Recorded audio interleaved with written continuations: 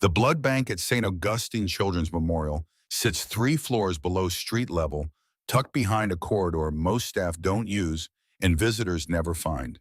It smells like cold metal and refrigerant, a steady hum that never stops. Not at midnight, not at 6 a.m., not on holidays.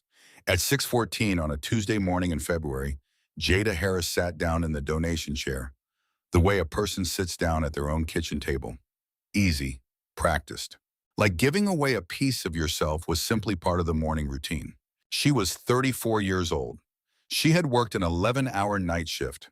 Her scrubs had faded from navy to a color that no longer had a name, and the soles of her shoes had been worn flat on one side from the particular way she walked when she was tired, which was most of the time.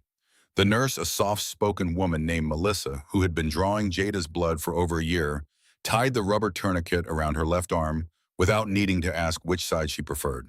"Same as always," Melissa said, and it wasn't a question. Jada looked at the ceiling. Same as always. The needle went in. Jada didn't flinch. She hadn't flinched in years. 3 floors above her, in room 714 of the VIP pediatric wing, a 4-year-old boy named Aaron was asleep in a bed surrounded by equipment that beeped in soft, measured intervals. The room smelled like fresh flowers and antiseptic, and a small nightlight, shaped like a rocket ship, cast a pale glow across the ceiling. An IV line ran from his thin left arm to a bag hanging from a pole, and inside that bag, dark and warm, was blood. The same blood type as the woman sitting in the donation chair 3 floors below. The same blood that had kept his hemoglobin from collapsing for the past 22 months. Neither of them knew the other existed. This is how the world works most of the time. Someone gives something essential in silence without recognition. Someone else receives it also without knowing. The transaction is invisible. The connection is invisible. The person doing the giving is invisible. And the person doing the receiving never has a reason to look down far enough to see. Jada watched her blood fill the bag and thought about her mother. Chantel Harris was 67 years old and she was losing her kidneys. Stage 4 chronic kidney disease moving in one direction only. She needed dialysis 3 times a week at the Lakeview Dialysis Center, and even with the hospital insurance Jada had fought to get her enrolled in, the out-of-pocket costs were crushing. Medication copays, transportation, the specialized diet that Chantel needed but could rarely fully afford. It added up to around $3,000 a month, money that came directly out of Jada's paycheck, which was $15.40 an hour before taxes. She made it work. Not comfortably, not without sacrifice, not without eating vending machine crackers for dinner 3 nights a week, and wearing the same pair of shoes for 2 years past the point they should have been replaced. But she made it work. She sat in the recovery chair afterward, drank her orange juice, ate her cookie, and held the cotton ball against the inside of her elbow. She had exactly 40 minutes before she needed to board the bus on Michigan Avenue to get home, sleep 4 hours, and come back for the evening shift. "Your numbers look good today," Melissa said from across the room, not looking up from her computer. "Iron's holding. You're taking the supplements." "Every morning." Melissa typed something. "You know you're the only regular AB negative donor we've got. Have been for almost 2 years." She looked up. "Most donors with your type don't stay consistent. They come once or twice and then stop. You never stop." Jada pressed the cotton ball down harder. She thought about her mother standing at a community center blood drive in their neighborhood when Jada was 14 years old, holding her hand while the needle went in for the first time, saying something in the slow, certain way that Chantel said everything she truly believed. "Blood is the one thing rich and poor share equally. When you give it, you give life itself." "I just show up," Jada told Melissa. "That's all." She left the blood bank the same way she always left. Quietly, without ceremony, back into the hospital corridor that smelled like floor wax and recycled air, heading for the elevator. She had no idea whose veins her blood was flowing into. She didn't need to know. That had never been the point.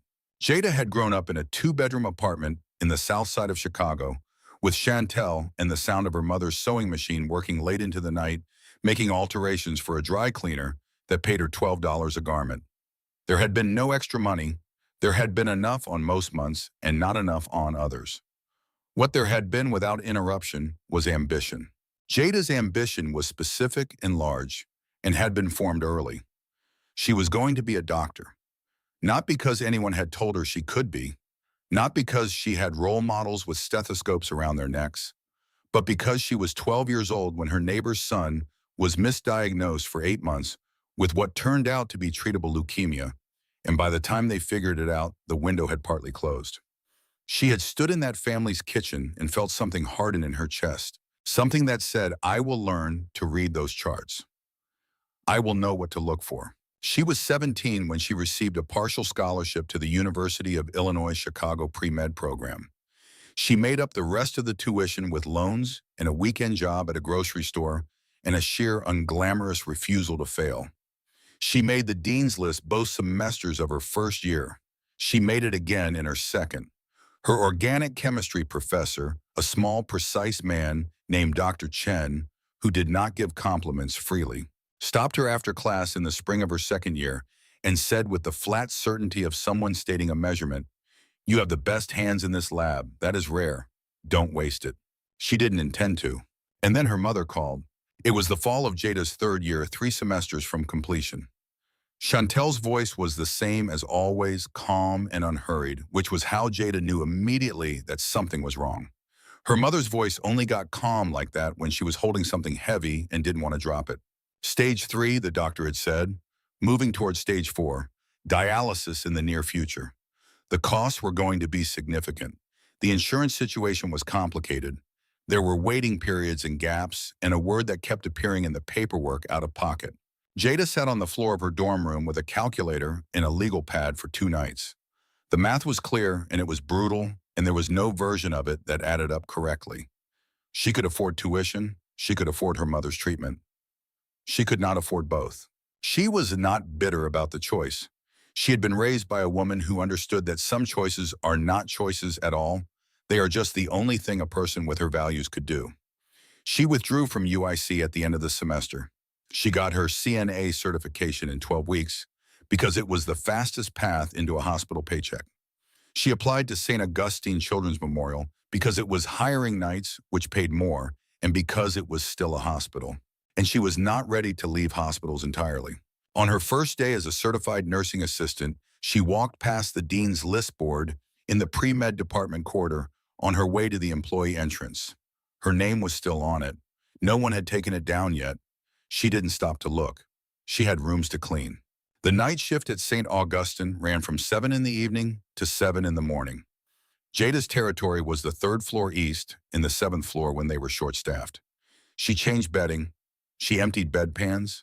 She took vitals, restocked supplies, mopped up spills, and sat with patients who were scared at 3 a.m. because that was when fear ran loudest and the nurses were stretched thin and someone needed to just be there. Her supervisor was a man named Ryan Fitch. Ryan was 44 years old and had managed the night support staff at St. Augustine for 6 years. He was not a cruel man in any obvious way. He didn't shout. He didn't make personal comments. What he did was operate by a philosophy so stripped of ambiguity that it left no room for anything that could not be measured. Efficiency was his only metric. A good employee was one who completed the room rotation on time, filled out the incident reports correctly, and did not create extra paperwork. A bad employee was one who slowed things down. Jada slowed things down. Not because she was lazy, not because she couldn't finish her rooms, but because she had a habit of pausing. Pausing when a child was crying, pausing when a patient reached out, pausing when a small boy in room 714 was sitting upright at midnight, too frightened to sleep, because the monitors beeped like something was wrong, even when nothing was wrong, and the dark was very large, and his father had gone home to shower, and the nurses were busy, and no one had told him a story in 2 days. 3 weeks before the morning in the blood bank, Jada had been in the middle of her room rotation when she heard Aaron Whitmore through the half-open door of room 714. He wasn't crying loudly. It was worse than that. He was making the small, steady, exhausted sound of a child who had been frightened for a long time and was running out of the energy to even fully express it. She parked her cart in the hallway and walked in. Aaron Whitmore was 4 years old, small for his age, with dark eyes that were too large in his thin face and a gravity about him that children only develop when they have spent serious time in hospitals. He looked at her the way sick children look at the people who come into their rooms at night with careful assessing attention, deciding whether she was safe. "Hey there," Jada said. She kept her voice at the exact pitch she used with children who were scared, low, unhurried. You okay, sweetheart?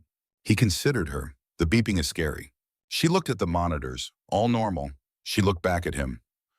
I know, it sounds like something's happening, but it just means they're watching to make sure you're okay. It's the machine doing its job. He thought about this. What's your job? I keep things clean and I make sure people have what they need.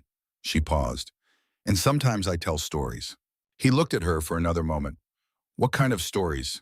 So she sat down and she told him about the ocean in South Carolina, about the fishermen who went out before the sun came up and came back with nets full of silver fish, about her grandmother who said the ocean remembered everyone who had ever been kind to it.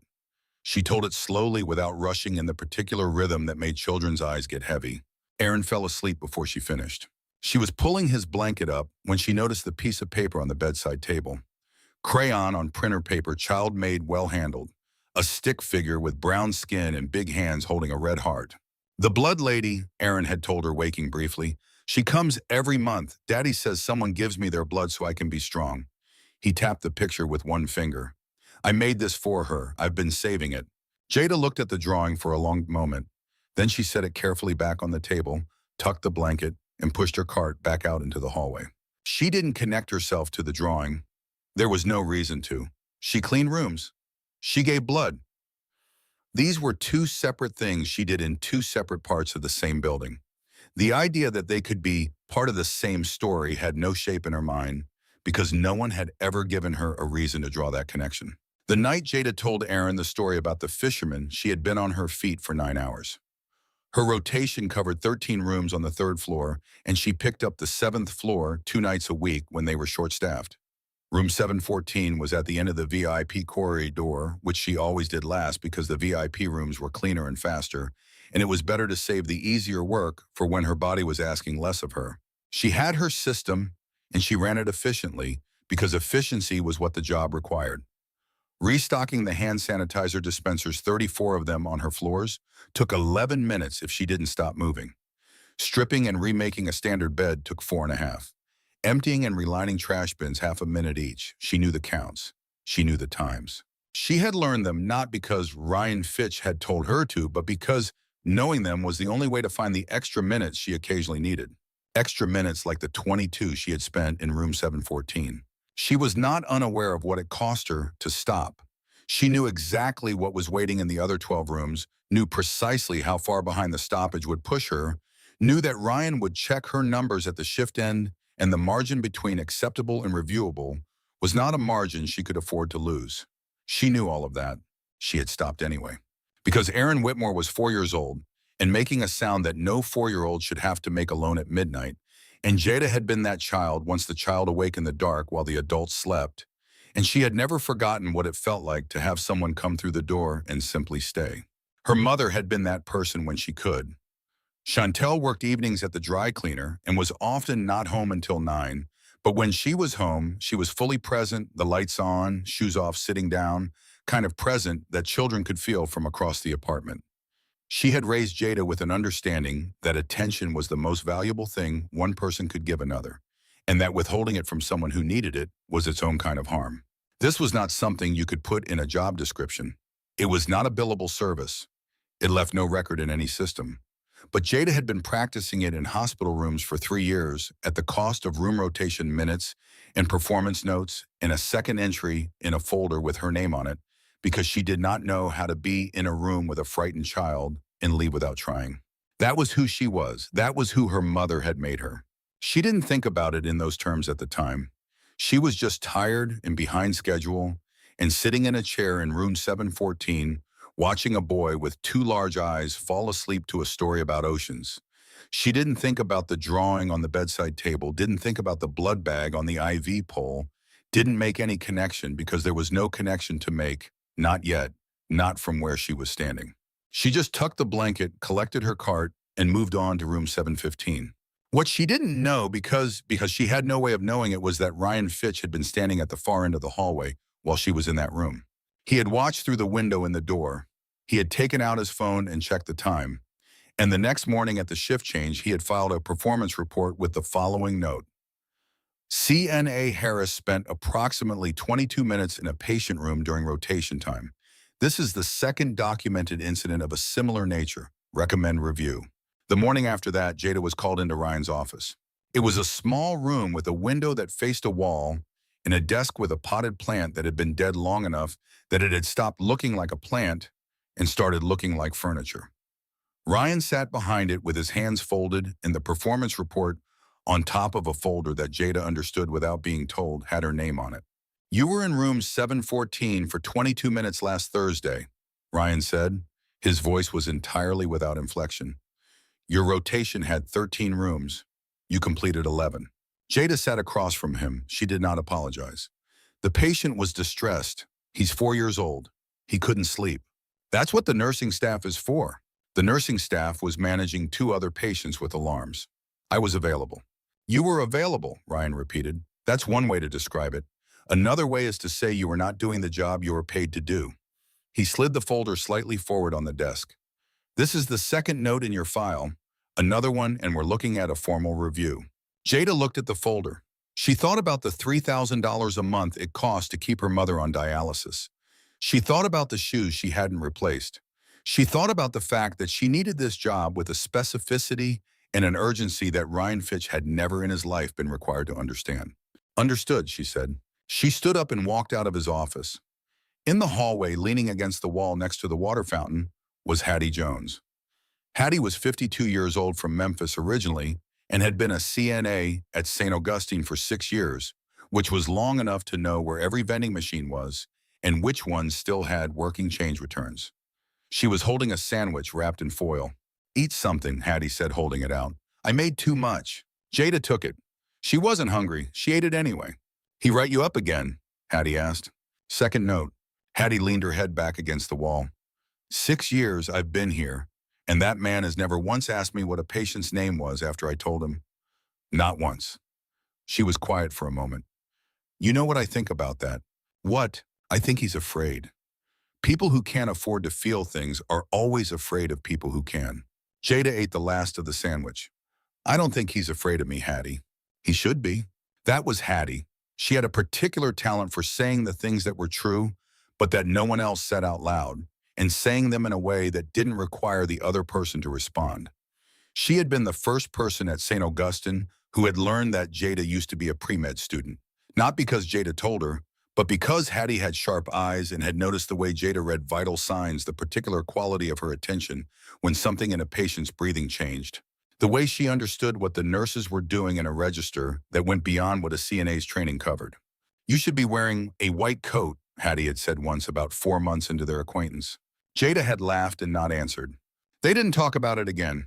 But Hattie knew, and Jada knew that she knew, and in the particular economy of 3 floors above the blood bank, in the room Jada had not yet cleaned that morning, Michael Whitmore sat in the leather recliner and watched his son sleep.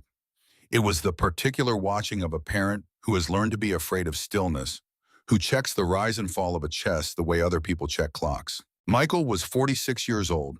He had founded Whitmore MedTech at 31 after watching his younger sister die of a misdiagnosed pediatric cardiac condition that a better diagnostic system might have caught 6 months earlier. He had turned that grief into a company. He had built a platform that used machine learning to identify rare disease markers in pediatric blood work, a system now deployed in 47 countries, a system that had flagged early-stage leukemia in over 12,000 children who might otherwise have been diagnosed too late. He had been called a visionary by Forbes and a disruptor by Wired, and a genius by people who use that word too freely. His net worth was $4.2 billion. He had shaken hands with 3 presidents, and he could not fix his son. Aaron's autoimmune hemolytic anemia had been diagnosed at 18 months. The condition was straightforward in its mechanism and brutal in its reality. Aaron's immune system, the system designed to protect him, turned against his own red blood cells, destroying them faster than his body could produce replacements. Without transfusions, his hemoglobin dropped to levels that deprived his organs of oxygen. The decline was slow at first, and then not slow at all. Regular transfusions of AB-negative blood were the only thing keeping Aaron stable while researchers worked toward a more permanent solution. AB-negative appeared in less than 1% of the American population. In practical terms, that meant for every 1,000 donors who walked through the doors of any given blood bank, Fewer than 10 carried the type his son needed. Michael had funded 3 research initiatives aimed at developing synthetic alternatives. He had written checks to every relevant foundation he could find. He had hired consultants, convened specialists, flown in experts from Europe and Japan and South Korea. He had done everything that money could do. None of it had produced a bag of AB-negative blood. Every month, a bag arrived from the blood bank. Every month, Aaron's color returned and his breathing settled, and the numbers on the monitors climbed back toward normal. And every month, Michael sat in the leather recliner and watched anonymous blood keep his son alive, and felt a particular variety of helplessness that had no name in his vocabulary. Dr. Diallo had told him once blood doesn't care about net worth. It only cares about compatibility. He had not forgotten that sentence. He had written it on a note card and put it in his desk drawer. Not as a reminder of failure, but as a reminder of proportion. He was a man who had spent 15 years believing that every problem had a technical solution, that the right system, the right algorithm, the right investment of capital and intelligence could solve anything. His son was teaching him otherwise. Aaron shifted in the bed. His eyes opened briefly, found his father's face, and closed again. 4 years old and already so accustomed to hospital rooms that he slept through the monitor sounds the way other children slept through traffic. Michael reached over and adjusted the blanket. He did not know that 3 floors below him, a woman was sitting in a recovery chair, eating a packet of crackers after giving away something his money could not purchase. He did not know her name or her face or the particular quality of her tiredness. He did not know that she mopped the floor of his son's room twice a week and had once spent 22 minutes in that room at midnight telling Aaron a story about fishermen because Aaron was frightened and she was available, and that seemed to her like sufficient reason.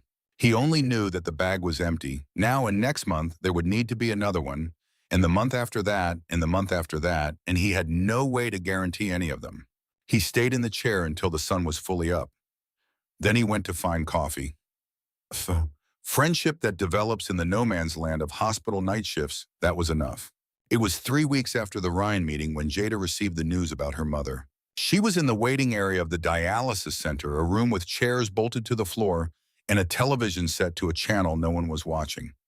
Chantel's nephrologist was a careful man named Dr. Gill, who had been managing her case for 2 years and had developed the specific manner of someone who delivered bad news often enough to have found the kindest way to do it, which was directly without softening it so much that the patient didn't understand what was being said. Stage 5, end-stage renal failure. Dialysis was buying time, but the kidneys were done. Without a transplant, Dr. Gill said they were looking at 6 months, possibly less. A kidney transplant in the United States costs between $250,000 and $400,000. Insurance covered a portion. Chantel's policy, the best Jada had been able to get for her through the hospital employee plan, still left a gap that Dr. Gill estimated at approximately $120,000 out of pocket. Jada sat in the bolted chair and did not cry. Not yet. She went home and sat at her kitchen table with the calculator and the legal pad, the same tools she had used 6 years earlier in a college dorm room. She worked through every number she had. She worked through numbers she didn't have. She thought about selling things she didn't own. She thought about loans she had already been denied. She thought about working more hours than a body could sustain. And then at the bottom of the legal pad, she wrote something and stared at it. She wrote, "What happens to the patient if I stop donating?" She didn't know who the patient was. She had never asked. She knew only what the blood bank staff had told her over 22 months of donations, that AB negative was critically rare, that demand always outpaced supply, that consistent donors with her type were, in Melissa's word, essential. She crossed the words out. She closed the legal pad. She was sitting on the floor of her kitchen at 2 a.m. when her phone buzzed. A notification from the loan application she had filed the previous week. She already knew what it said before she opened it. Denied. Outside her window, Chicago was dark and cold, and going about the vast, indifferent work of being a city. Somewhere across town in a penthouse overlooking Lake Michigan, a man named Michael Whitmore was awake too, staring at his phone, waiting for the morning status report from his son's medical team, unable to do anything that his billions could not solve. Jada set her phone face down on the floor. She sat in the dark and thought about her mother's voice. She thought about a blood drive in a community center 20 years ago, and a woman standing next to her daughter holding her hand, saying something simple and true, saying it the way people say prayers, not dramatically, but down to the bone. She was still sitting on the floor when the sun came up. Part 2. 14 days after Jada sat on her kitchen floor with the legal pad, the boy in room 714 nearly died. She didn't know it was happening at first. She found out the way she found out most things at St. Augustine Children's Memorial, the way people at the bottom of any large institution find out about crises happening at the top, from the sound of other people's urgency moving through the hallways loud enough to hear but rarely directed at her. It was a Thursday. She was 3 hours into her shift restocking supply closets on the second floor when two nurses rounded the corner in the particular hurried silence that hospital staff develop when they are trying to move fast without alarming anyone. She had learned to read that particular speed over 2 years of working nights. It meant something was wrong on a floor she wasn't assigned to. She heard enough. VI pediatric, 7, 4-year-old in hemolytic crisis. A B negative. Nobody has it. They've been calling banks since noon. The other nurse shook her head. If they don't find a match by midnight, they're talking emergency exchange transfusion. Even that's a long shot without the right type. They were gone around the next corner before Jada could fully process what she had heard. She stood in the supply corridor with an armful of bed linens and felt her pulse shift. OB negative, pediatric, crisis. She had donated 21 days ago. The protocol was 56 days minimum between donations. Her iron levels were still recovering.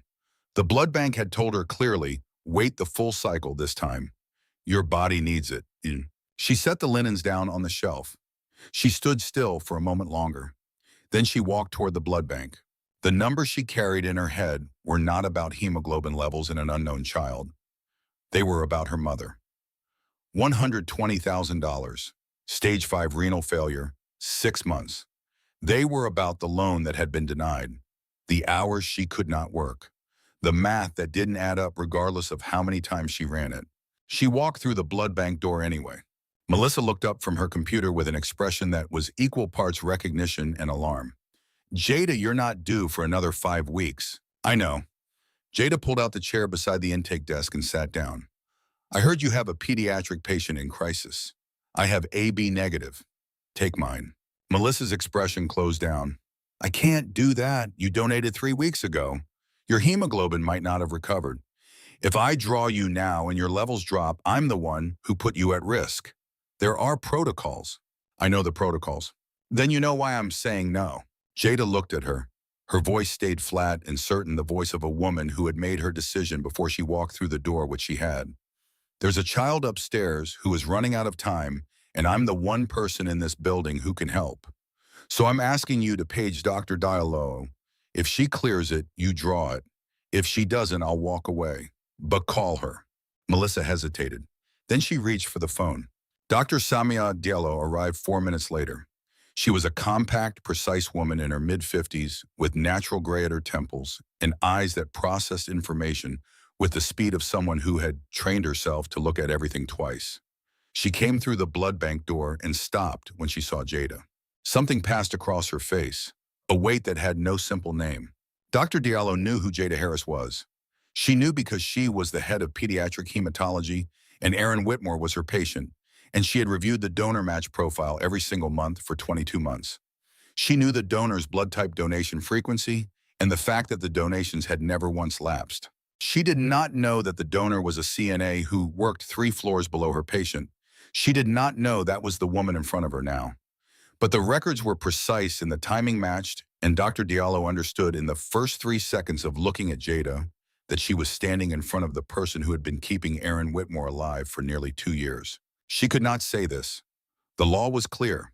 Donor anonymity was absolute, and it existed for exactly this reason, to protect donors from becoming obligated, exploited, known. The moment she said it out loud, the system she had sworn to uphold collapsed. So she stood very still and asked the only question she was allowed to ask. You understand the risks of donating early. I understand them. And you want to proceed? Jada looked at her steadily. I need to proceed. There's a difference. Dr. Diallo looked at her for a long moment that held everything she was not permitted to say. Then she nodded and drew up the chair. The needle went in.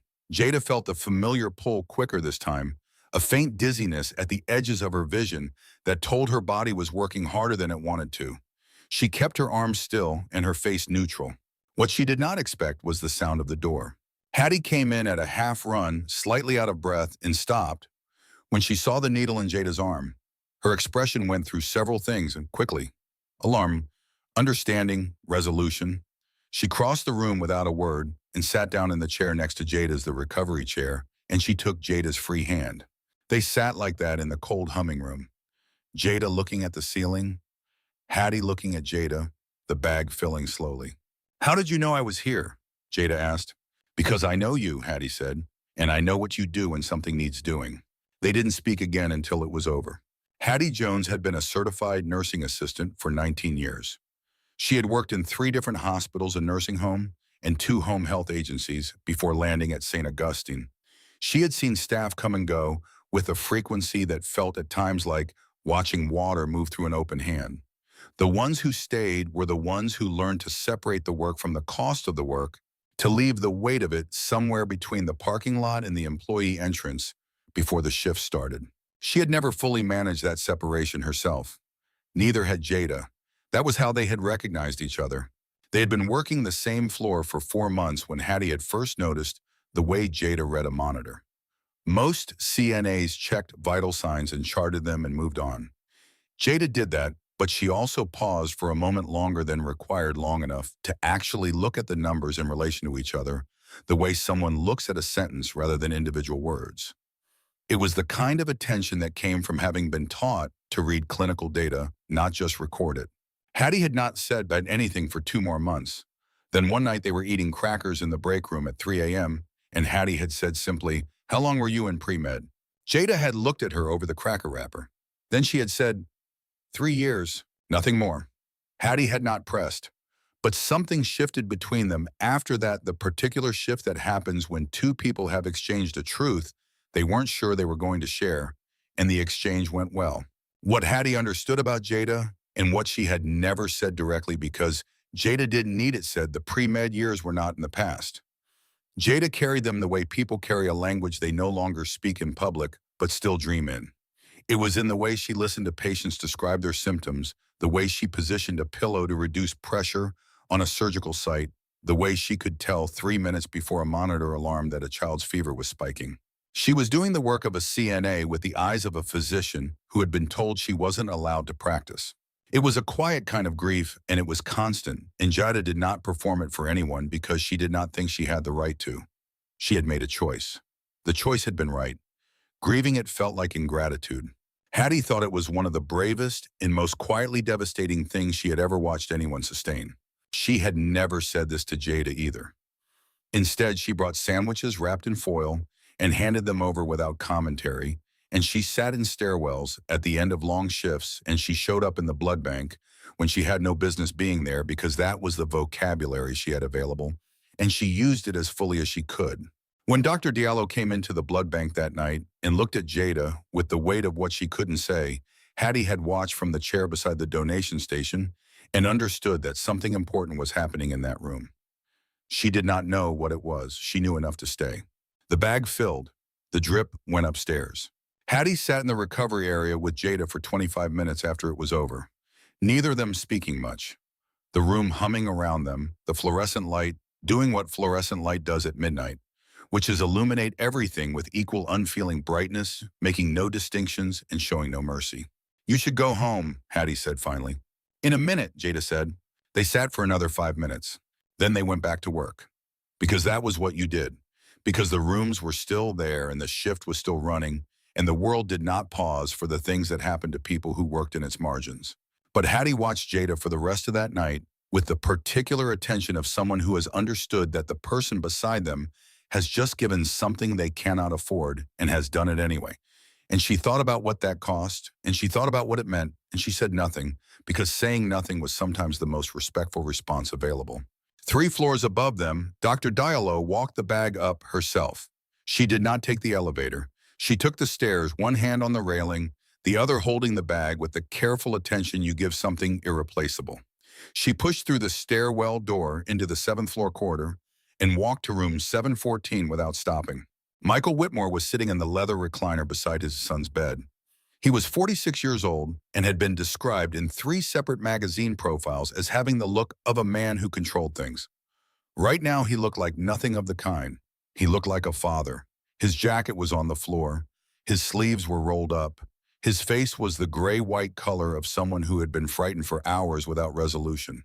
Aaron was small against his pillows and still, in the particular stillness of a child who is working too hard just to breathe. Dr. Diallo hung the bag, connected the line, started the drip. Michael watched it begin. He watched it the way a person watches the only thing standing between them and total loss. The dark red moving down the line and into the port in Aaron's arm, slow and steady and certain. He did not know whose blood it was. He would not know for another 9 days. He just watched, and after about 20 minutes, the monitors began to stabilize, and the quality of Aaron's breathing shifted, and the gray in his small face began very gradually to be replaced by something warmer.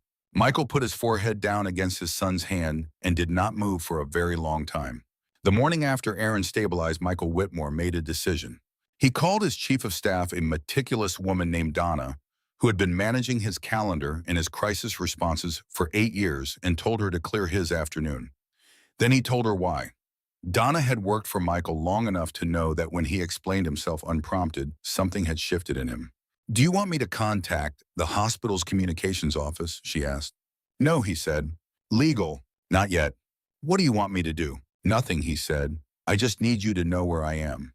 He spent the afternoon in Aaron's room, not working, not on his phone, just sitting in the leather recliner, watching his son play with a set of magnetic building tiles, building towers, and then knocking them down with a 4-year-old's specific satisfaction in the destruction. Aaron had a system for the towers, always the same colors on the bottom, always a yellow piece on top, always a moment of deliberate consideration before he swept his arm and sent them across the floor. Why do you always use yellow on top?" Michael asked. Aaron looked at the scattered pieces. "Because yellow is the sun. The sun should be on top." Michael watched his son gather the tiles and begin again. He thought about what Dr. Diallo had said that morning. She didn't know it was Aaron. She just heard there was a child who needed a B negative. That's all she needed to hear. He thought about the kind of person that described. Someone who heard that a stranger's child was in danger and walked into a medical procedure their body was not ready for, because the alternative was to walk past the need without stopping. He tried to imagine what that felt like from the inside, to be constituted in a way that made walking past the need more painful than the procedure. He was not sure he had ever been that person. He had built systems to help people. He had given money. He had organized, convened, funded. He had always found ways to help that were commensurate with his resources, which were enormous, which meant his help had always been enormous and had always been delivered from a position of choice. He had never given something that cost him more than he had. Aaron knocked down the tower. Yellow tiles skittered under the recliner. Aaron leaned over to retrieve it, his small face serious with the work. Michael picked up the yellow tile first and handed it over. Aaron placed it on top of the new tower with the same deliberate care. "Daddy," he said, not looking up, "when can I go home?" "Soon, buddy," Michael said. "Soon." He had been saying that for 2 years. He was starting to mean it. Because somewhere in this building, a person existed who kept showing up without being asked, without being paid, without knowing who she was helping or why her help was needed. And if that person could do that, Michael thought, then the least he could do was learn her name. He did not yet know what he would do with it once he had it. He only knew that he could not sit in this room for another month pretending that the bag on the IV pole came from nowhere. That was a lie he could no longer afford to live inside. In the blood bank below, Jada was lying in the recovery chair. The room tilted slightly when she turned her head. Her arms felt heavy. Melissa had given her extra juice and a full bag of crackers and a look that said, "You're not moving until I say you can move." She lay there looking at the ceiling and felt the particular exhaustion that comes not just from the body, but from the long, sustained effort of caring about things that cost more than they return. She had been doing this for 22 months, giving something that was genuinely rare, genuinely necessary every single month. She had never been thanked because she had never told anyone who she was. She had never told anyone who she was because she had never wanted thanks. She had done it because it was right, and because her mother had raised her with a bone-deep understanding that having something rare and necessary and withholding it was a kind of theft. She still believed all of that. She also lay in the recovery chair and felt for the first time in 22 months just how invisible it was. But that was before the morning after. Michael Whitmore called Dr. Diallo at 7 a.m. His voice was controlled in the way that voices get controlled when the speaker is working to keep them that way. I need to know who the donor is. I know you can't tell me through channels. I'm not asking through channels. I'm asking you person to person. I'll pay anything. Name a number. Dr. Diallo's voice did not change. No, my son could have died last night. I know, I was there. There is one person in this entire city who has been saving his life for almost 2 years. I can't just not know who that is. You can. You have been. A pause. Mr. Whitmore, I understand what you are feeling. I do. But there is a reason this system exists. Donors don't give because they want recognition. They give because they trust that their privacy will be protected. The moment that trust is broken, donors stop coming. And when donors stop coming, children die, including yours. Michael was quiet for a moment, then $5 million to the hospital's general fund. I just need a name. Another silence, longer this time. I'm going to say this once, Dr. Diallo said, and I want you to hear it. If I sell that name for $5 million, I am telling every single donor in this country that their privacy has a price. That if a wealthy enough person wants to find them, they can be found. That giving blood is not a protected act, but a transaction that can be reversed. I will not do that. Not for 5 million, not for 50 million. If you ever offer me money for a patient's confidential information again, I will report it. She ended the call.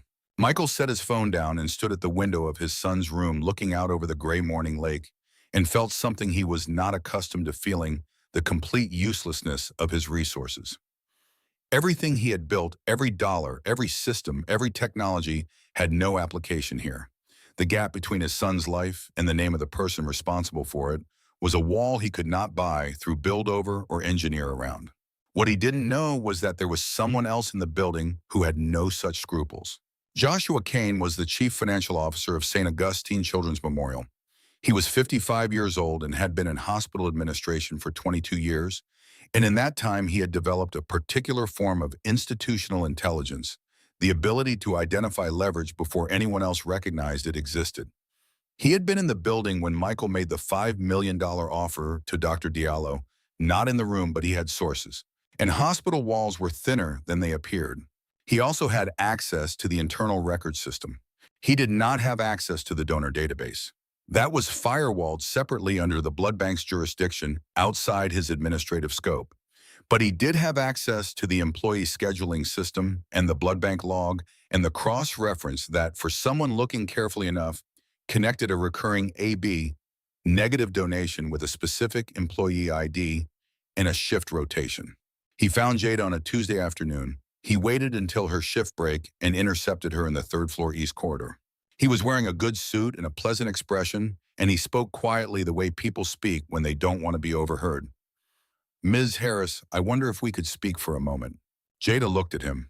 She knew who he was in the general way that support staff know who administration was by face and title, not by any direct interaction. What about... He stepped slightly to the hidden, away from the main corridor traffic. There's a situation on the 7th floor. A patient. I believe you may be aware of it. He paused, watching her face. I also believe you may be uniquely positioned to help. Jada was very still. I want to be straightforward with you, Joshua said. I know about your donations. I know about your mother's condition. I know you're facing significant medical expenses. He reached into his jacket pocket and produced a folded piece of paper. He held it out. $50,000, deposited wherever you choose within 24 hours. All you have to do is authorize an early donation tonight. Jada looked at the piece of paper. She looked at the number written on it. She felt the number register in some cold mechanical part of her brain as more than half of what you need to save your mother's life. Then she looked at Joshua Kane's face and she understood exactly what she was being offered and what it cost. She took the paper from his hand. She looked at it for 3 full seconds. Then she handed it back. No, she said. Joshua Kane's expression didn't change much, just a slight tightening around the eyes. Ms. Harris, I don't think you fully understand your situation. I understand it completely. She held his gaze without difficulty. If there's a child dying upstairs, I'll go to the blood bank because that child needs help. Not because you're paying me. Not because of anything you've arranged. She took a step toward the corridor. If you come near me with a piece of paper again, I'll tell Dr. Diallo. She walked away. She was 8 steps down the hallway when she heard him say behind her, low and even, I hope you've thought through all of your options, Ms. Harris. She kept walking. She didn't look back. 2 days later, her schedule had been changed. The change came without explanation. Her regular night shift rotation was replaced with a floating schedule, different hours each week, some days, some nights, some split. The night differential was gone. The calculation was straightforward. She was losing approximately $490 a month in shift premium pay. She went to human resources. The HR representative was a young woman named Stacy, who had the practiced, apologetic manner of someone who spent most of her working day delivering news she personally didn't agree with. She pulled up the scheduling records and read them carefully and then looked at Jada with an expression of genuine helplessness. It's documented as an administrative restructuring. It came from the CFO's office. She paused. I can flag it for review, but I want to be honest with you. That process takes 6 to 8 weeks, and there's no guarantee. Jada asked, is anyone else on my floor being restructured this way? Stacy looked at the screen, looked at it for a moment longer than necessary. No, she said. Just you. There it was. Jada stood up. She thanked Stacy, which was a strange thing to do given the circumstances, but she had been raised by a woman who thanked people regardless, and she had inherited that quality without entirely meaning to. She walked out of HR and down the corridor and into the back stairwell and stood there in the fluorescent hum for a long moment. She thought about $490 a month. She thought about $120,000.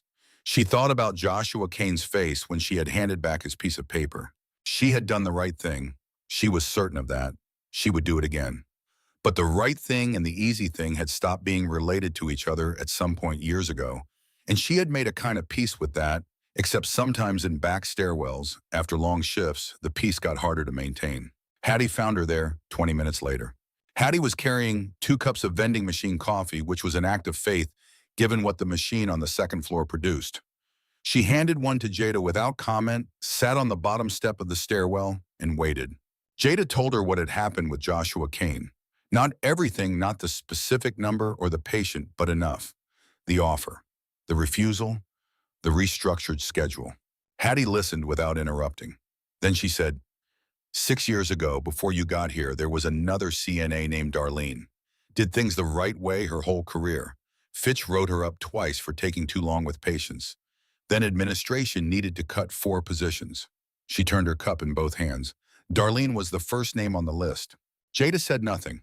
What I'm telling you, Hattie said carefully, is not that you did anything wrong. I'm telling you that the people with the power to make your life hard in this place have been using it for a long time. That's not your fault. It's also not going to stop because you're good. Jada stared at her coffee. Then what stops it? Hattie shrugged, and the shrug was not dismissive. It was tired. I don't know, but I know it's not going to be one of us alone doing the right thing quietly in a stairwell. She stood up. Let's go. I've got 4 rooms on 6, and my knees are already angry with me. They went back to work. There was also the matter of what Chantel Harris had said at the dialysis center. Jada had gone to see her mother the morning after the early donation, feeling the particular heaviness in her arms that meant her body was still accounting for what she had taken from it. She sat in the plastic chair beside Chantel's dialysis station and watched the machine clean her mother's blood with the same quiet efficiency it applied 3 times every week, indifferent to the cost of the arrangement. Chantel had looked at her daughter's arm. She had seen the small bruise at the inside of the elbow, the kind that appeared when blood was drawn quickly, the mark she recognized from 20 years of watching Jada come home from donation days. You went early, Chantel said. It was not a question. Jada said there was a child. Chantel was quiet for a moment. The machine hummed. Outside the center's windows, Chicago was doing the ordinary work of a Thursday morning. Tell me, Chantel said. So Jada told her. Not everything, not the specific situation, but the shape of it, a pediatric patient in crisis, no blood in the building, a choice between protocol and need the particular mathematics of having something rare when someone else was dying for the lack of it. Chantel listened without moving. When Jada finished, her mother said, Did you hesitate? A little, Jada said honestly. Chantel nodded slowly. Good. A person should know what they're giving. Hesitation means you understood what it cost. She paused. Not hesitating at all would mean you didn't value yourself enough to count the cost. Hesitating and going anyway is the right thing. Jada looked at her mother's hands resting in her lap with the particular stillness of someone who had learned to be still in uncomfortable chairs. Chantel's hands were smaller than Jada remembered them being when she was a child. Age had refined them, taken away some mass, left something more essential. The money, Jada said. Mama, I don't know how to get the money. Chantel looked at her. I know. I've tried every option I can think of. The numbers don't work. I know that too. Chantel's voice was even. But I want to tell you something, and I want you to hear it. She waited until she had Jada's full attention. I have had a good life. Not an easy one. A good one. I have been loved, and I have watched you become someone I am not capable of fully describing. If this is where it ends for me, I have not been cheated. Mama, let me finish. Chantel's voice did not waver. I am not telling you to stop trying. I am telling you that your peace of mind matters more to me than my survival. If you exhaust yourself trying to save me, if you hurt yourself or compromise who you are, then whatever years you buy me will cost more than they are worth. Do you understand me? Jada did not answer. She took her mother's hand, the smaller, refined, essential hand, and held it. Chantel let her hold it. They sat like that for the rest of the session, the machine doing its work, the morning light coming through the windows at a low, flat angle that made everything look more specific than usual, more itself. Jada drove to the hospital afterward and worked her shift and did not tell anyone what her mother had said because some things were not for retelling. But she carried it. She carried it the way she carried everything her mother gave her, not as a weight, but as a direction. And on the 7th floor, Aaron Whitmore slept soundly, his hemoglobin climbing back toward normal, his small body doing the work that Jada's blood had made possible, with no knowledge of the woman 3 floors below or the cost she was continuing to pay. That night at 1:13 a.m., Michael Whitmore was walking from the elevator toward the VIP, wing coffee in hand, too awake to sleep and too tired to do anything useful with the wakefulness. He was taking the long route, the route that went past the vending machines on 3, because sometimes he needed the pretense of a destination.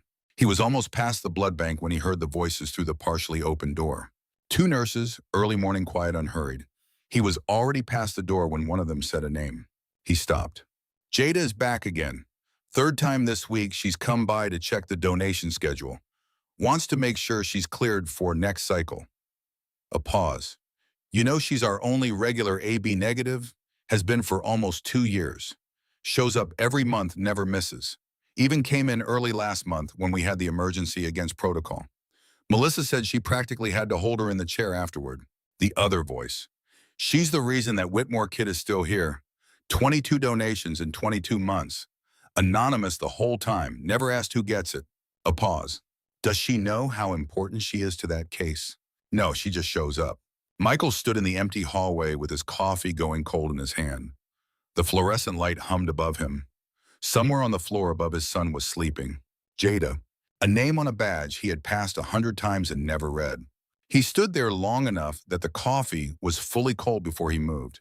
Then he walked not toward his son's room, but in the other direction, down the corridor toward the stairwell, thinking about a name, thinking about what Melissa had said in the blood bank 3 weeks ago, the words he had half registered and then forgotten, because he was always looking upward in this building, never down. The most important person in this building, it turned out, worked on the 3rd floor, pushed a cleaning cart, and earned $15.40 an hour. He walked until he found her. She was on her knees on the linoleum in the east corridor near room 312, cleaning up a patient's nosebleed with a cloth and a bottle of hydrogen peroxide. Her back was to him. She was working with the particular focused, methodical attention of someone who did not do things carelessly, even the smallest things, even at 1 a.m., even after however many hours she had already been on her feet. Michael Whitmore stood at the end of that hallway and looked at the person who had been keeping his son alive for 22 months. She was wearing shoes that had worn unevenly at the heel. She was working in the way that people work when they take pride in their work, regardless of whether anyone is watching. No one was watching. He understood that suddenly and completely. No one had ever been watching. That had been the entire arrangement at the invisible lifeline running from a woman on her knees on the 3rd floor to a child in a bed on the 7th, maintained in absolute anonymity for nearly 2 years. He had offered $5 million to buy her name. She was scrubbing blood off a hospital floor for $15 an hour. He turned around and walked away because he didn't have words yet. He didn't know what words existed for this. But everything had changed quietly and irreversibly in a hospital corridor at 1 a.m. when he had finally for the first time looked down. Part 3. Michael Whitmore did not sleep. He went home to his apartment, sat in his office chair in the dark, and stayed there for 4 hours with the lights off and the skyline doing its indifferent glittering work outside the window. He thought about a woman in worn-down shoes working a floor at 1 a.m. He thought about the phrase 22 donations in 22 months. He thought about the $5 million he had offered to buy her name and the way he had said it, the specific entitlement of a man who had never in his adult life been told that money was not the answer. At 6:45 a.m., he called Dr. Diallo. "I know who she is," he said. "I didn't buy it, didn't hack anything. I heard 2 nurses talking. I want you to know I'm not going to do anything reckless." He paused. "But I need you to tell me what you can about her." Dr. Diallo was quiet for a moment. When she spoke again, her voice had a different quality, not guarded, just careful, the way you are careful with something fragile that needs to be carried correctly. "What I'm going to tell you is nothing from her medical file," she said. "This is what anyone at this hospital could tell you if they had ever thought to ask." She took a breath. "Her name is Jada Harris. She's been a CNA here for 3 years. Before that, she was a pre-med student at UIC, third-year honors student, dropped out to pay for her mother's treatment." Michael said nothing. "Her mother is in end-stage renal failure. Jada is looking at approximately $120,000 out of pocket for a kidney transplant. She works nights and sometimes doubles. She has been donating blood since she was a teenager." A pause. "And 3 weeks ago, when Erin went into hemolytic crisis and we had no blood in the building, she walked into the blood bank on her own 21 days after her last donation and told Melissa to take it early. Against protocol. Against the advice of the staff. She knew the risks." Michael was gripping the edge of his desk. "She didn't know it was Erin," Dr. Diallo said quietly. "She just heard there was a child who needed a B negative. That's all she needed to hear." He sat with that for a long time after she ended the call. There was something else he didn't know yet, that 2 days after Jada had turned down Joshua Kane's $50,000 offer, her schedule had been restructured by Kane's office in retaliation, costing her nearly $500 a month. Dr. Diallo had learned this through Hattie Jones, who had come to her office with the information the morning after it happened, standing in the doorway with her hands folded and her jaw set, saying, "I don't know what recourse this woman has, but someone in this building needs to know what's being done to her." Dr. Diallo had thanked Hattie. She had filed the appropriate concerns upward, and now she told Michael that part too, the part about Kane. When she finished, there was a silence that lasted long enough to be uncomfortable.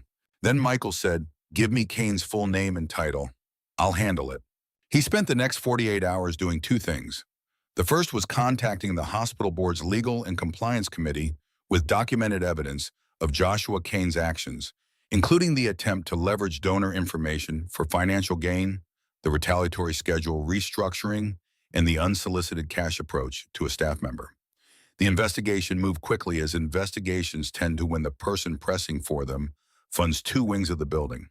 Joshua Kane was placed on administrative leave by Friday afternoon. Jada's schedule was restored to her regular rotation the following Monday, with a brief email from HR citing an administrative error. No explanation, no apology. She read it twice, shrugged, and went to work. The second thing Michael did was appear in the hospital's east parking lot at 6:05 on a Wednesday morning, wearing a regular coat and standing near a plain black car waiting. He had thought carefully about how to do this. He had dismissed letters, intermediaries, formal office meetings. Whatever this was, it needed to be outside and in the open and as close to honest as he was capable of being. Jada came through the east exit at 6:07, head down, bag over one shoulder, moving fast toward the bus stop. She didn't see him until he said her name. She stopped, turned, looked at him with the careful assessing attention she gave strangers who knew her name. He saw it happen, the shift in her posture, not fear, not alarm, but readiness. She was a woman who had learned to be ready. "Can I help you?" She said. Her voice was neutral. "Are you Jada Harris?" "Who are you?" He did not answer directly. What he said instead was, "Why do you do it?" She went very still. "Donate blood," he said. "Every month, for 2 years. Why?" The stillness lasted a beat. Then she looked at him with something that was not quite suspicion and not quite recognition. "How do you know about that?" "Please," he said, and his voice was nothing like the voice he used in boardrooms or at press conferences.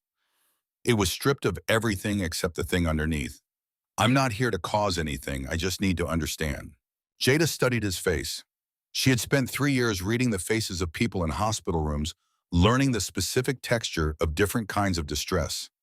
The man in front of her was holding several of these at once, and the one that was biggest was something she rarely saw in the faces of men who wore coats that cost what this coat clearly cost. He looked like he was about to be accountable for something. "Because I can," she said. "I have a rare blood type. When the supply runs out, people die. So I show up." She paused. "That's all." "That's all," he repeated. A car passed on the street behind him. The cold air moved between them. "My name is Michael Whitmore," he said. "I have a son named Aaron. He's 4 years old. He has a condition that destroys his red blood cells. Without regular transfusions of AB negative blood, his organs fail." He stopped. Then, "For 22 months, one donor has been keeping him alive. The same person every month. The hospital wouldn't tell me who. They were right not to, but I found out." Jada had gone completely still. "It's you," he said. "You're the one." The parking lot was very quiet. A bird called somewhere in the gray above them once. Jada said slowly, "What room is he in?" 714, 7th floor. Her voice was changed. "VIP wing." "Yes. The room with the rocket ship nightlight." Something in Michael's face collapsed. "You know it." "I clean it," she said. "I've been cleaning it for almost a year." She looked at him, and the thing happening in her eyes was complex and large and not yet fully named. "Aaron, he can't sleep sometimes. I sit with him, I tell him stories." She stopped. Her hand had moved to her mouth without her deciding to move it. "He showed me a drawing once. He called it the Blood Lady, a stick figure with brown skin and big hands holding a red heart." Her voice was barely controlled now. "He said he'd been saving it. He said the Blood Lady comes every month and makes him strong." Michael nodded. He couldn't speak. "That's me," Jada said. "I'm the Blood Lady." They stood in the parking lot of the hospital in the November cold, and the thing that passed between them had no clean name. It was grief and gratitude, and the staggering disorientation of discovering that two parts of your life that seemed entirely separate were in fact the same thing all along, had always been the same thing, and you had been moving through both of them for 2 years without ever seeing the shape they made together. She was crying now, not loudly, the quiet, controlled crying of a woman who had done most of her crying alone in cars and stairwells and had learned to do it without making much sound. He was crying too. And then Michael Whitmore, a man worth $4 billion whose name was on hospital wings and magazine covers, and the lobby wall of the building behind them, went down on one knee on the cold asphalt. His expensive coat spread around him. He did not look like a billionaire. He looked like a man who understood fully and possibly for the first time the specific dimension of his failure. "I walked past you," he said, 100 times. "I walked past you in the elevator and in the hallway and outside my son's room. You were saving his life, and I walked past you like you weren't there." His voice broke in the middle of it. "I'm sorry. I am genuinely, completely sorry." "Please stand up," Jada said. Her voice was unsteady, but her words were direct. "Sir, please stand up." He did. They stood facing each other, both breathing unevenly, the distance between them now a different kind of distance than it had been 60 seconds ago. "Let me help you," Michael said. "Your mother, the transplant. I want to pay for it. I want to set up a fund. I want to pay for you to finish medical school. Whatever you need, I can make it happen today." Jada looked at him. The word came without hesitation, no. He blinked. He had not expected this. In his experience, when he offered to solve problems, people allowed him to solve them. "No," he said. "No." She was calm. Not cold, not angry, just clear. "If I accept money for my blood, it stops being a gift. It becomes a transaction. And I don't want that to be what this was." She paused. "My mother taught me that blood is sacred. You don't give it for payment. You give it because it's right." "Then let me help your mother separately. No connection to the donation." "I know what you're doing," she said, "and I understand why you feel like you have to do something. I do. But the thing I actually need from you isn't money for me." He waited. "You want to do something," she said. "Then change how this hospital treats people like me." Not just me. Every CNA, every aide, every transporter, every person who pushes a cart and changes sheets and holds hands at 3 a.m. and hasn't been thanked in years. You built a company that saves children with technology. That's real. That matters. But there are people in this building saving children with their bare hands for $15 an hour and no one knows their names. She held his gaze. You want to thank me? Start there. He looked at her for a long time. There's a woman named Hattie Jones, Jada added. She's been a CNA here for 19 years. She has never been seen by anyone with your kind of authority. Not once. She paused. She should know that her name matters. Michael pulled out his phone. He typed the name. He put his phone away. Okay, he said. Jada walked to the bus stop. She did not look back. But something in the set of her shoulders was different from any morning she had walked that route before. Not lighter exactly, just less alone. The next afternoon, Michael brought her to room 714. She had changed out of her scrubs. She was wearing the sweater her mother had given her 2 Christmases ago and a pair of clean dark jeans. She felt entirely out of place in the VIP wing, which she always had, except that today she was not there to clean anything. Aaron was drawing when the door opened. He looked up, and when he saw Jada, the reaction in his face was immediate and unfiltered, the pure delight of a child who has not yet learned to calibrate his responses to social expectations. Miss Jada, you're here in the daytime. Hey, buddy. Her voice was steady. How are you feeling? Better. The blood lady came again. He pointed at the IV pole where the empty bag from the previous transfusion still hung. She always comes. Michael crouched down next to his son's bed. His voice was low and careful. Hey, buddy, I want to tell you something. You know how you always talk about the blood lady, the one who gives you blood every month? Aaron nodded seriously. She makes me strong. She does. She really does. Michael looked at Jada, then back at Aaron. The blood lady is here. She's standing right there. Aaron looked at Jada, then at his father, then at Jada again, and the thinking happening behind his eyes was the specific, concentrated thinking of a 4-year-old who is assembling something large from pieces that have never been in the same place before. Then his eyes went wide. You're the blood lady and the story lady, he said. You're 2 people. Jada made a sound that was half laugh and half something else entirely. No, sweetheart, I'm just one person. I just do 2 things.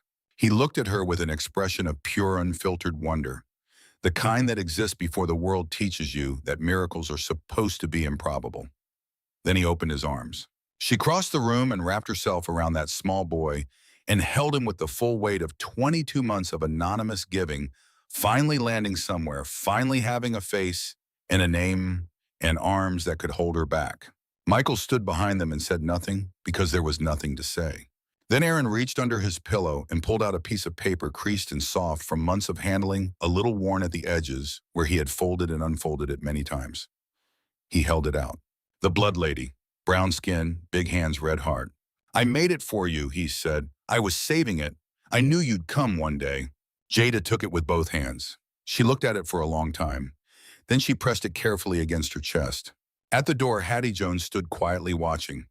Michael had found her on the 3rd floor and brought her up, and she stood in the doorway of room 714 in her blue scrubs and her worn work shoes, watching a woman she had known for 3 years hold a child she had never met, and she turned her face slightly to the side and pressed her lips together, hard to keep the expression from showing too much. Michael stepped back and stood next to her. 19 years, he said quietly. Yes, sir, she said. Tell me your name. She looked at him sideways. Hattie Jones. He took out his phone and typed it. I won't forget it, he said. Hattie looked back at Jada and Aaron. She nodded once. See that you don't. Michael went to work. It took him 3 weeks. There were meetings with the hospital board, conversations with the administration, pushback from the finance committee about line items and margins, and one particularly tense exchange with a board member who suggested the initiative was too broad and too expensive. Michael listened to the entire argument, nodded politely, and said, I'm going to do this. The question is whether the board wants to be part of it. The board wanted to be part of it. The Invisible Heroes initiative had 3 components. First, a $4 per hour raise for all support staff across the hospital, retroactive 90 days. Second, a professional development fund covering certification courses, continuing education, and career advancement training for any eligible employee who applied. Third, an annual recognition ceremony with nominees selected by patients and their families to honor the frontline workers who had shaped their care in ways that didn't show up in any metric. He also funded the creation of a national rare blood type registry through his company's technology division, a real-time matching platform that would connect donors with compatible patients across the country automatically without requiring anyone to disclose their identity until they chose to. The launch event was held in the main auditorium on a Thursday in March. 400 people, staff from every level of the hospital, board members, physicians, 2 reporters Michael had allowed in with strict editorial conditions, and in the third row with his arms crossed and his jaw set, Ryan Fitch. Michael stood at the podium and did not look at his notes. "I built a company to save children's lives with technology," he said. "My face has been on magazine covers. I've been called a visionary. I've shaken hands with presidents, and my own son nearly died because I ran out of a bag of blood." He paused. "He is alive today because of one person, a woman who makes $15.40 an hour, who mops floors and changes sheets and sits with scared children at 3 a.m., who gave her blood every single month for 22 months alone, anonymously without ever being told whose life she was giving it to. She did it because her mother taught her that having something rare and life-saving and keeping it to yourself is a form of theft." He let that sit for a moment. "I walked past that woman 100 times," he said. "I didn't see her, and I don't think I'm the only one." He looked deliberately and without apology at Ryan Fitch. "Some of us have believed that efficiency meant invisibility, that caring was a distraction, that the people who did the most intimate, most necessary work in this building were background." His voice did not rise. It didn't need to. "That ends today." He announced the raise. He announced the fund. He announced the ceremony. Then he said, "This initiative is named after a woman who worked in this building, but it carries the name of the woman who made her who she is." He paused. "The Chantel Harris Scholarship, funded at $10 million, open to any frontline healthcare worker in the country who wants to pursue medical education with full tuition and a living stipend, no strings attached." In the back row, Jada heard her mother's name spoken into a microphone in front of 400 people, and the sound of it went through her like a chord struck on a very large instrument, felt in the chest before it was heard with the ears. She pressed both hands against her face and tried to breathe, and Hattie Jones, sitting to her left, took her arm. The auditorium stood, not for Michael, for the name, for what it represented. For every Chantel Harris who had worked 3 jobs so a daughter could study, and every Jada Harris who had given up that study, and then given blood, and then given more in the darkness of a building that did not see them until someone finally did. Ryan Fitch stood with everyone else. His arms were no longer crossed. Jada applied for the Chantel Harris Scholarship without knowing who had funded it. The letter came from the hospital's education office, formal and official, no names attached. She read it 3 times. Then she drove to the dialysis center and sat next to her mother's chair and read it again out loud.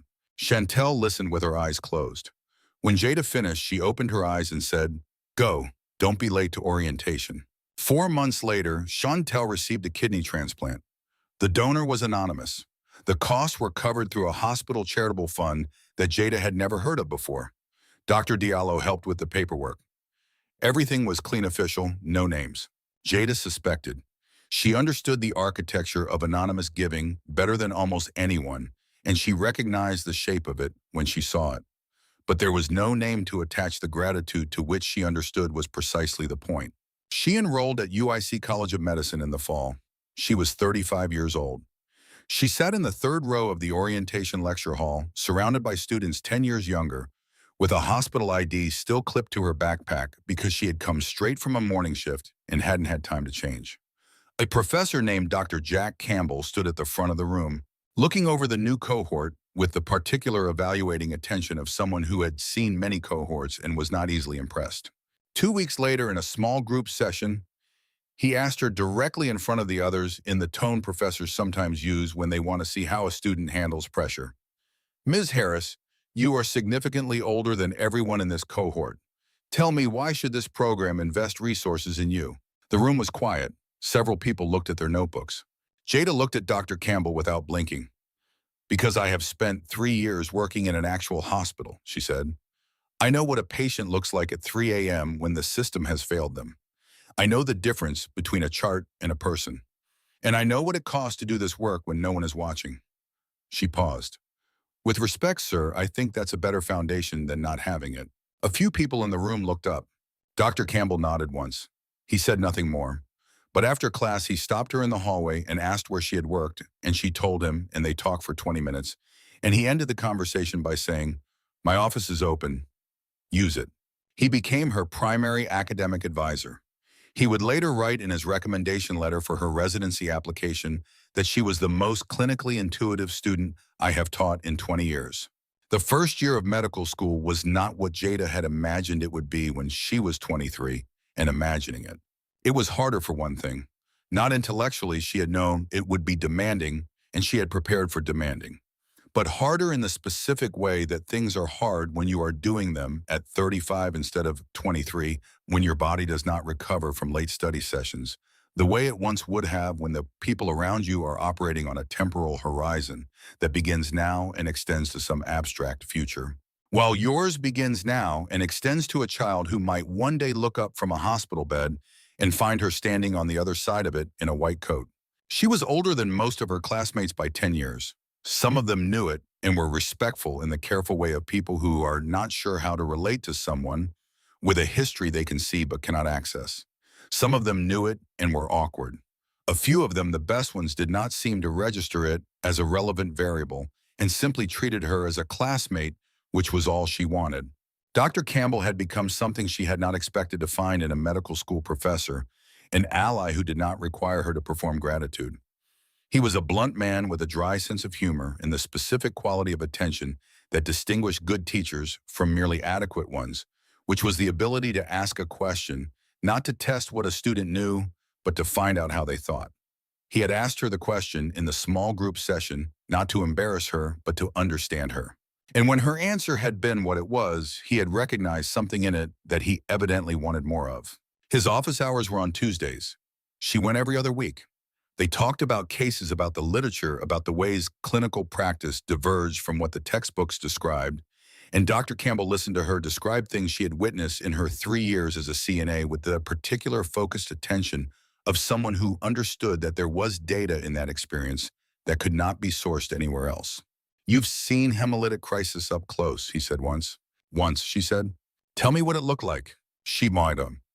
Not the clinical description from a textbook, but what she had seen, the color change in a child's face, the specific sound of labored breathing, the way a father's hands had gripped a bed rail when he was told there was no blood. Dr. Campbell listened without interrupting. When she finished, he said, "That's what medicine is. The textbook tells you the mechanism. The room tells you what it means." That was what she needed to hear. She had not known she needed to hear it until he said it. She thought about it later in the library, surrounded by students 10 years younger, who had come to medicine without detours, without years of floor mopping and supply counting and blood giving, without the particular knowledge that comes from working inside a system at its lowest operational level. She thought about what Dr. Campbell had called it, what medicine is. She had been practicing medicine for 3 years without a license or a stethoscope. She had practiced it with a mop and a cart and a quiet voice in the dark. She had practiced it in a blood bank chair 24 times. None of that had felt like medicine while she was doing it. From here, it looked like exactly that. She was 39 when she walked across the stage. Black gown, green hood, the auditorium full of the particular noise that graduation halls make when families have been waiting a long time and are finally allowed to let the relief out. The dean called her name, Jada Marie Harris, Doctor of Medicine, Pediatric Hematology. She had chosen the specialty without agonizing over it, the study of blood diseases in children, the field that had defined Erin Whitmore's life and in ways she hadn't predicted had come to define her own. She had spent the last 2 years of her residency doing rotations in pediatric hematology at St. Augustine, contributing clinical observations that had fed into research that Whitmore MedTech's AI division was running on autoimmune hemolytic anemia. One of the new treatment protocols she had helped document had shortened the average hemolytic crisis response time by 40%. In the 5th row, Erin Whitmore sat between his father and Chantel Harris. Erin was 11 now. He was tall and healthy, and in full remission, the combination therapy having stabilized his condition 18 months earlier. He had been allowed to skip the first period of school that morning because his father had cleared it with his principal, and he had spent the bus ride over drawing in his sketchbook, which he still carried everywhere. Chantel sat in a wheelchair. She was 74 years old, thinner than she had been, but her back was straight and her eyes were bright, and she was wearing the gold earrings she had worn the day she stood in a community center in their neighborhood and held her daughter's hand through a first blood donation 25 years ago. Michael sat behind them. He had come alone, no assistant, no security, wearing a plain jacket and a baseball cap, and no one had recognized him, which was exactly what he had intended. He had no desire to be part of this day except as a witness. And Hattie Jones sat in the third row wearing a blazer she had bought from Goodwill and pressed until there was not a single crease. She had never been to a medical school graduation before. She had arranged her shift to end at 7 a.m. and driven directly here without sleeping, because Jada had called her the week before and said, "I want you there. I need you there." When the dean called Jada's name, Hattie stood up before anyone else did. Jada walked across the stage and took her degree and turned to face the auditorium. She looked until she found the faces she was looking for. Aaron in the fifth row, grinning wide, and in his hands held up over his head the drawing. The Blood Lady, crayon on printer paper, soft and yellowed and carefully kept for 7 years. Brown skin, big hands, a red heart. He had brought it. She had known he would. She looked at her mother, whose face was doing something that could not be categorized as simply pride or relief, but was all of those things at once, along with something older and quieter that Jada understood had no name in English. She looked at Hattie standing in the third row in her pressed blazer, not smiling yet, but holding herself very upright, the particular posture of someone who knows that they are in the right place and has earned every second of being there. She did not look for Michael. She didn't need to. She held her diploma. She thought about the blood bank 3 floors below street level. She thought about the chair she had sat in 24 times. She thought about a woman holding her hand in a community center when she was 14, saying something about what blood meant and who it belonged to. She thought about her hands, the same hands, worn at the knuckles, strong. The hands that had mopped at floors and changed sheets and held frightened children in the dark, and opened a vein 24 times for a child she had never met, and then one evening had told him a story about fishermen and oceans, while a drawing of herself sat on the bedside table next to him. Those hands were holding a medical degree now, Doctor of Medicine, Pediatric Hematology. She had spent 7 years getting back to the white coat. She had not walked a straight line to get here. She had walked the only line available to her, and it had gone through a blood bank, in a supply closet, in a room 714, in a parking lot at 6 a.m. and a scholarship with her mother's name on it, in a stairwell where a woman named Hattie had handed her bad coffee and good truth. She wasn't the same person who had sat in the plastic chair in the medical school advisor's office at 23 and understood that she had to make a choice. She was something that person could not quite have imagined.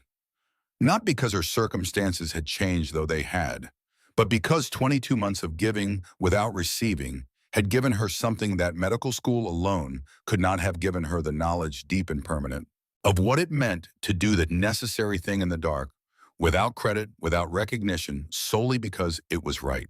She stepped down from the stage. 6 months later, Dr. Jada Harris walked into St. Augustine Children's Memorial for her first official shift. She came through the main entrance, not the employee entrance, because she no longer worked nights. She walked past the supply corridor on the 3rd floor, past the room she had cleaned for 3 years, past the vending machines where she and Hattie had eaten crackers at 3 a.m. She stopped at the door to the staff break room, knocked twice, and pushed it open. Hattie was eating breakfast. 6 a.m., same chair she always used. Jada set a bakery box on the table. "Breakfast." Hattie looked at her, looked at the white coat with Dr. Harris on the badge, looked at the stitching on the pocket, and looked at the box of pastries. Then she looked back at Jada's face. "You still remember what I like," Hattie said. "Apple Danish," Jada said. "I've known since your 2nd week." Hattie opened the box, found the apple Danish, took a bite, nodded once, the nod of someone verifying a fact they already knew to be true. "Sit down," Hattie said. "Before you go be a doctor." Jada sat down. They ate breakfast together in the break room. A woman in a white coat and a woman in blue scrubs, and the distance between those two things was real, and it was large, and it was also in this room, in this moment, not a distance at all. Outside in the corridor, the hospital was beginning its morning. Monitors beeped. Elevators opened and closed. Carts moved down hallways. Somewhere on the seventh floor, a boy who was healthy and tall and going to be fine was getting ready for school. Somewhere in the city, a woman named Chantel Harris was sitting in a chair by her window with a cup of tea watching the street come alive, her kidneys working quietly and completely. The world was not fixed. The system was still broken in many of the ways it had always been broken. There were still invisible people doing essential work for wages that could not cover a life in the city where they lived. There were still supervisors who measured efficiency in room rotations and CFOs who understood leverage before they understood people, and there would be more of both for a long time yet. But in one hospital in Chicago, there was a scholarship with a mother's name on it, a registry that matched blood to patients in real time without selling anyone's privacy. A ceremony held once a year where patients nominated the people who had held their hands in the dark, and the whole building stopped to hear the names read out loud. And in the break room on the third floor, there were two women eating breakfast. One of them had saved a child's life for 2 years without knowing it. The other had watched her do it and refused to let her do it alone. Both of them had been invisible for a very long time. Neither of them was invisible anymore.